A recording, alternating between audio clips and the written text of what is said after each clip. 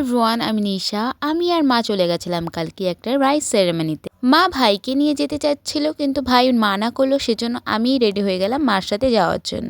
আর মারও একটা সঙ্গী লাগতো, তাই মা আর আমি টোটোতে করে বেরিয়ে পড়ি সেই রাইস সেরেমনিতে। তারপর কিছুক্ষণের মধ্যেই আমরা কিন্তু রাইস সেরেমনিতে পৌঁছে গেছি আর ঢুকেও পড়েছি। অনুষ্ঠানটা ছিল আমার মায়ের কলিগ প্রজ্ঞা ম্যামের ছেলের অন্নপ্রাশন। তার পাশেই হলো গিয়ে জয়ন্তী ম্যাম। পরে আমি তিনজনের খুব সুন্দর একটা ফটো ক্লিক করে নিয়েছিলাম। আমি বেবির আলাদা করে কোনো ফটোই তুলিনি, কারণ এদিক ওদিক ঘোরাঘুরি করছিল। এই ছিল আমার সুইট মা, আর এই যে আমি ঢং করছি অ্যাজ অলওয়েজ। কিছুক্ষণ বসার পর আমরা খেয়ে নিলাম চিকেন পকোড়া আর কফি। আর একটুক্ষণ পরে আমরা খেতে বসে পড়েছি। মা চিকেন পকোড়া খায়নি, মা শুধু কফি খেয়েছিল, কারণ মা চিকেন খায় না। হ্যাঁ, আমিই খেয়েছি, ওই দুটা বাটি আমিই খেয়েছি। কোর্সে অনেক কিছু ছিল, কড়াইশুটির কচুরি, আলুর দম, সালাড, রাইস, ডাল, চিপস, পাবদা মাছ, তারপরে একটা পাতুরিও ছিল যেটা আমি খাইনি, শুধু ওপেনিং করছি। তারপরে ছিল ফ্রাইড রাইস, মাটন, চাটনি, মিষ্টি, সন্দেশ, আর ছিল আইসক্রিম আর পাঁচ।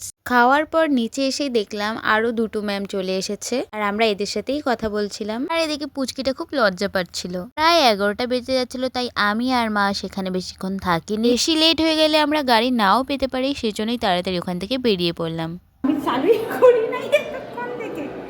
মা সব লিপস্টিকটা খাই দিচ্ছে ভাতের সাথে মিশায়, আমিও খাইছি একটু। আমার মনে হচ্ছে এগুলো একটা নিয়ে চলে যাই।